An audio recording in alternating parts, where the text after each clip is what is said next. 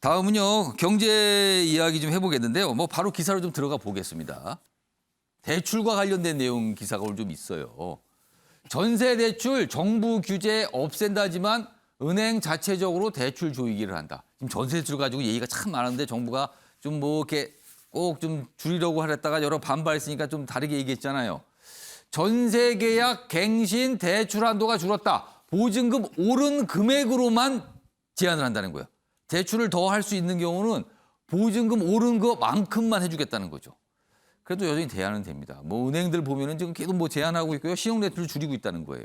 자, 이런 상황에서요. 다음 보겠습니다. 요즘 은행 대출 황당하네요. 왜 황당하냐 그러면요.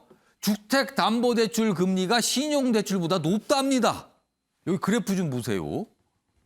여기 여러 은행들 걸 통계를 내보니까 주택담보대출이 3.3에서 4.67인데 신용대출은 3.에서 4.28. 더 낮아요. 그러니까 여기 보시면 정부 규제로 이게 왜곡된 거 아니냐. 이게 정상입니까? 주택담보대출이 어떻게 더 높을 수가 있어요. 이런 얘기가 나옵니다. 지금. 요거 지금 젊은 분들이 많은 불만 제기 좀 하는 내용인데 김재섭 전 비대위원. 이거 대출금리 이거 어떻게 보세요? 저는 이게 금융 사다리 걷어차기라고 보거든요. 이게 소득 기준으로 만약에 대출을 하게 되면 예. 사실 없는 사람들은 대출이 더 어려워지는 것이고 소득이 많은 사람들은 대출이 더 쉬워지는 건 아니겠습니까? 사실 지금 이 대출이라고 하는 것이 결국에는 특히 젊은 사람들한테 말씀하신 대로 문제가 되는 것은 소득이 좀 적지만 내가 좀 대출을 넉넉하게 받아서 예. 내가 자산을 형성하고 그 자산이 올랐을 때 내가 그걸로 노후 보장도 하고 이러는 것인데 당장 이걸 소득 기준으로 대출을 규제해버린다 그러면 진짜 없는 사람들은 계속 없어지는 거거든요. 실소유자들을 위한, 그다음 젊은 사람을 위한 대출 규제 완화를 좀 필요하다고 생각을 합니다. 윤용호 전 대표님, 이 역전대 주담대 금리가 신용대출보다 높은 현상 이거 한마디만 해주세요. 어떻게 보십니까 이 상황? 한마디로 메스로 해야 될 거를 도끼로 하는 거죠. 수술 칼로 해야 되잖아요. 도끼로 지금 수술을 하고 있어요.